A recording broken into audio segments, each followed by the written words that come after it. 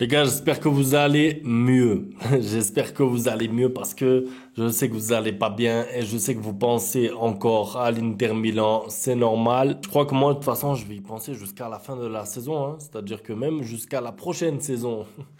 Le match horrible, le scénario 92e. Bon, on va pas reparler de ça. Il y a un match très important qui arrive dimanche, un classico. Le hasard du calendrier fait que tu joues une demi-finale retour et 5 jours plus tard, tu as un classico. Il faut donc que les joueurs soient concentrés parce qu'il y a une saison à finir. Il y a une Liga à gagner. On va voir un petit peu tout ça dans cette vidéo. On va parler du 11 probable. Un petit pronostic aussi de ma part. D'ailleurs, pour tout ce qui est pronostic, vous le savez, ça se passe avec Unibet. Unibet va vous offrir 100 euros après votre inscription. Le lien est dans la description. Les cotes pour le classico sont élevées. C'est normal. Le Barça sort d'une prolongation, mais le match est à domicile.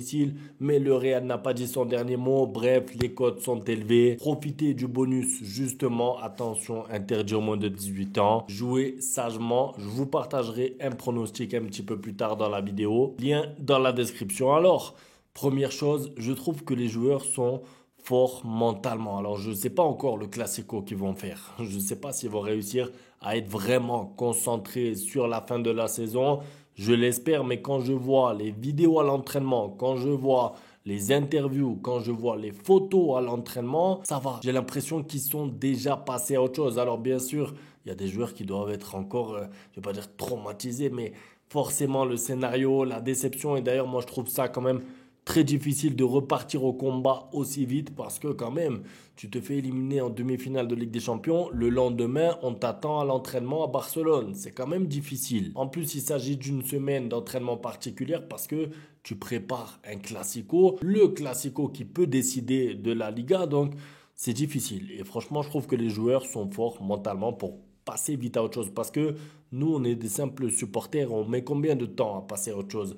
3 jours, 6 jours, des fois un mois. Là, peut-être que dans 2, 3 semaines, je vais encore vous parler de l'Inter Milan, de Araujo, est-ce qu'il y avait faute, pas faute, Martin, Dumfries. Et eux, j'ai l'impression qu'ils arrivent à passer à autre chose. Bon, après, ils ont des psychologues, ils ont c'est pas pareil. C'est pas le même train de vie que nous, mais bref. C'était surtout pour vous dire que quand je vois les photos et les vidéos à l'entraînement, je trouve l'équipe déjà tournée vers le Classico. J'ai pas l'impression de voir des joueurs traumatisés. Et ça, c'est un bon point pour le match à venir. Pourquoi? Parce que regardez le classement de la Liga. Alors, attention, parce que oui, 4 points, on a l'impression que c'est confortable. En fait, ce qui se passe, c'est que quand tu as 4 points d'avance et que tu joues là, le Real Madrid, le Real est obligé de gagner. Ils peuvent pas se permettre d'un match nul, sinon ils perdent la Liga. Donc, tu sais que le Real va devoir prendre des risques, tu sais que le Real va devoir se découvrir.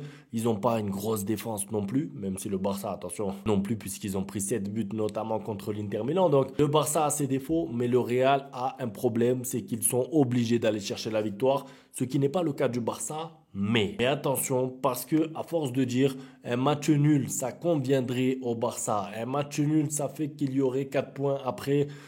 C'est pas une bonne idée en fait, parce que si le Barça joue ce classico pour faire un match nul, le Barça va perdre le classico. Ça veut dire que là, il faut aller dans ce classico avec la même intention de toujours. De toute façon, le Barça n'a pas réussi à mettre le bus face à l'Inter Milan pendant 2 minutes sur la fin. Je suis obligé de vous le rappeler.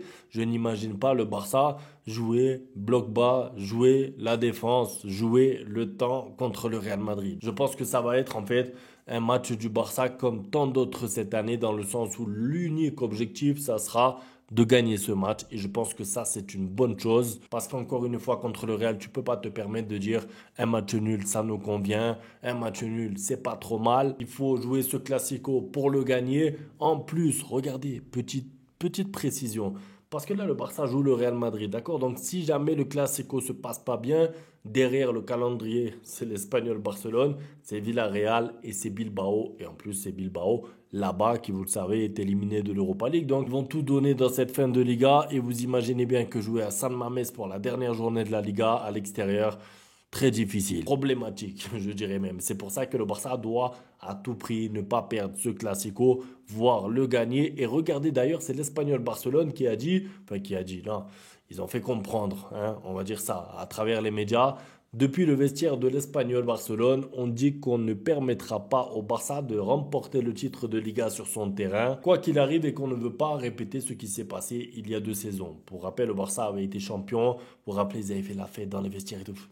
Des conflits, des polémiques, ça m'avait fatigué déjà cette histoire. Moi, j'espère que le Barça soit champion là-bas, mais si je vous dis ça, c'est parce que dans le cas où le Barça ne gagne pas ce Classico, et surtout s'ils le perdent, après, les 3 matchs qui arrivent vont être super durs, super tendus, et quand vous savez que vous devez jouer à l'Espagnol Barcelone, qui même s'ils n'ont plus rien à jouer, vont donner leur vie, pire que Valladolid, encore plus compliqué que le match contre Valladolid.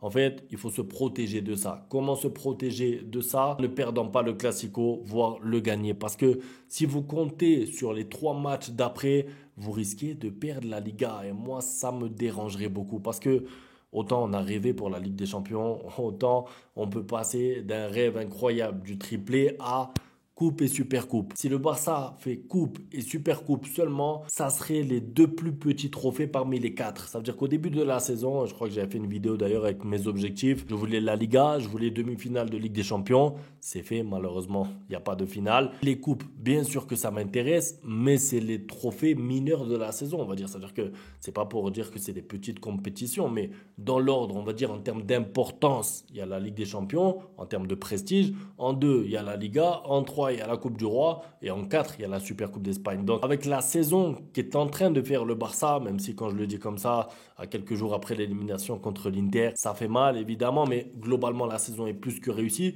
Mais il faut confirmer ça avec justement le triplé national. Si tu peux faire Liga, Coupe du Roi, Super Coupe d'Espagne, les 3 compétitions remportées en plus face au Real Madrid, on pourra dire clairement que tu as fait une grosse saison. Alors que si tu t'écroules sur la fin, si tu prends pas les points, si tu te fais rattraper, si tu te fais dépasser, ta saison, elle sera plus incroyable, elle sera juste correcte plus. On pourra plus dire que c'est une saison incroyable et tout. Et tout ça se sera déroulé en quoi? En 2 semaines, en 3 semaines.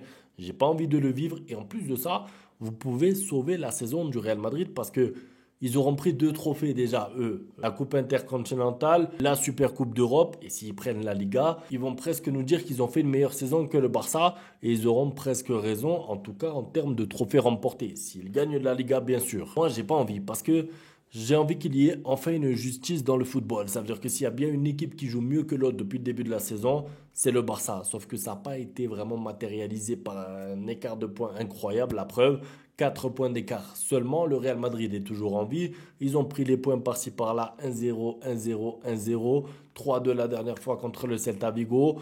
Le Barça aussi s'en est bien sorti contre Valladolid, c'est vrai, mais bon, le Barça avait fait tourner. Le Real est éliminé de la Ligue des Champions depuis déjà 2-3 semaines, donc forcément la gestion depuis 2-3 semaines n'est pas la même. Enfin bref, pour résumer, je serais vraiment déçu que le Barça ne remporte pas cette Liga. Tu as fait 90% du travail. Quand tu as remporté ton Classico aller là-bas au Bernabeu et que là tu as un Classico chez toi qui peut mettre un terme au suspense, j'ai envie qu'ils aillent faire ça. Et bien sûr, jouer après une élimination de Ligue des Champions, c'est difficile. Tu joues le Real Madrid, il y a aussi la fameuse partie de l'arbitrage, on ne sait pas.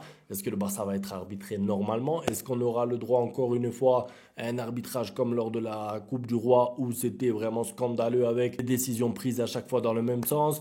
J'ai pas envie de parler là maintenant de l'arbitrage, on verra comment ça se passe en fait.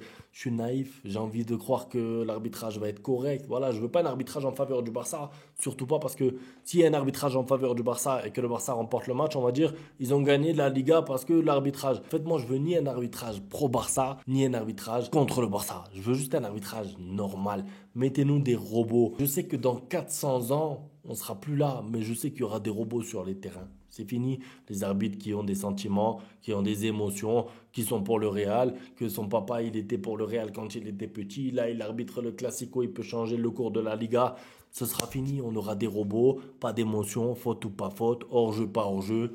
Voilà, je les envie. J'ai envie d'être là, moi, dans 400 ans, quand l'arbitrage sera enfin neutre à 100%. Que ces histoires de VAR, c'est là, ok, mais on va voir la VAR quand on veut, on va pas la voir quand on veut pas. La VAR m'appelle quand ils veulent, la VAR m'appelle pas quand ils veulent pas. C'est pareil, il y a la VAR, mais en fait, on a juste déplacé le problème. Bref, donc l'arbitrage aura évidemment son importance, je l'espère le moins possible. La défense du Barça aussi aura son importance, je vous le dis, hein, parce que Mbappé, qui a envie de finir Pichichi, qui a rattrapé Lewandowski, qui est mieux, on va pas se mentir, hein. Qu'on l'aime ou pas, Mbappé, il est mieux physiquement, il est aussi mieux trouvé. Ils ont Arda Güler, ils ont une équipe plus équilibrée. J'en ai parlé avec Immigré Parisien d'ailleurs dans la vidéo sur sa chaîne. Donc, si le Barça défend mal, si le Barça prend trop de risques, le Barça va prendre des contre-attaques, va prendre des buts, c'est sûr. Il n'y a toujours pas de Koundé, Baldé qui sera de retour, mais qui sera titulaire. Tu joues encore une fois avec Eric Garcia et à gauche Martin,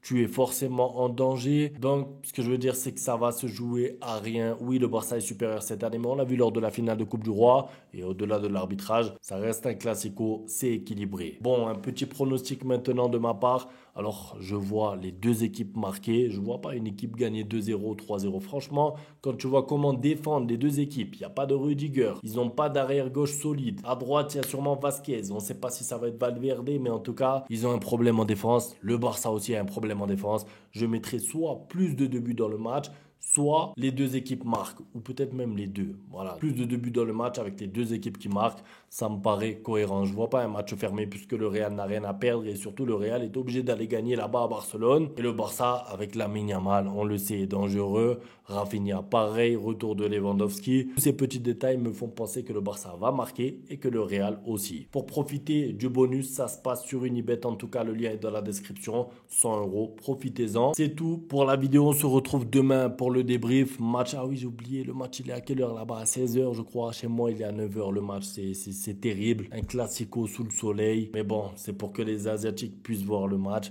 On respecte. Un grand merci à tous pour le soutien. En tout cas, oui. Ce ne sera pas une excuse. Je dis ça parce que je préfère les classicos à 20h ou à 21h. Ce ne sera pas une excuse. L'heure et le soleil est là pour les deux équipes. Merci à tous. À demain pour la suite. Ciao. Ustedes pueden aceptar mi negocio o aceptar las consecuencias. Plata o plomo.